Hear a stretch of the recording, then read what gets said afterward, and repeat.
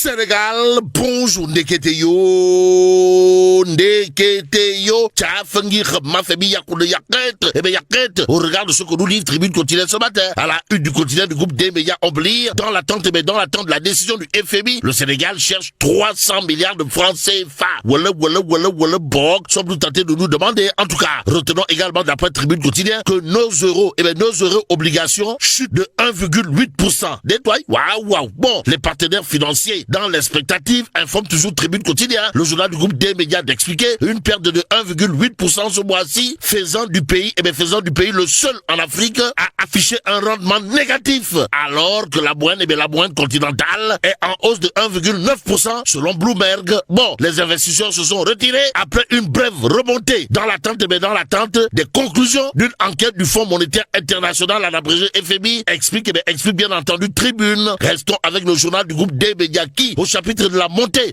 du stock de la dette, de nous apprendre le gouverneur de la BCAO appelle à la vigilance. Car cela ne tienne, Wolf Quotidien de s'arrêter sur la réforme du code des impôts, du code des investissements et de la RUTEL. Pourquoi faire? Pour retenir un fait. Comprenez? La recherche effrénée de financement. Bon, les députés de PASTEF, les patriotes, disent gongo.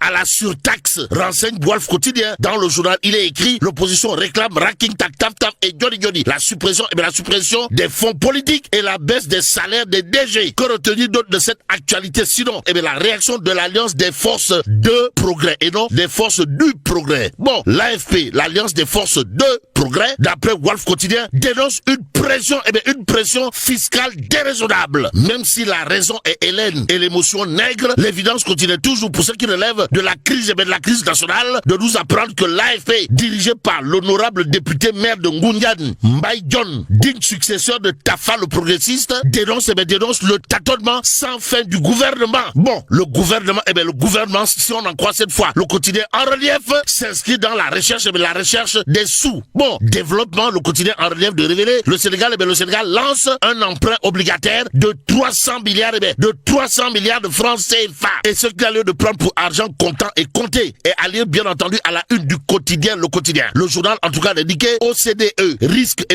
pays, le Sénégal proche 4e sous-sol. Y a-t-il lieu là de dire Euskei ou Tchei ou encore Machala ou Mala? Bon, la notation du Sénégal passe à 6 comme la Guinée, le Rwanda ou la Corée du Nord. En tout cas, le Sénégal perd son statut de meilleur élève, précise le quotidien ce matin, l'évidence quotidien de révéler à sa une ARTP, CDC, Port, LONASE, APIX, SAR et entre autres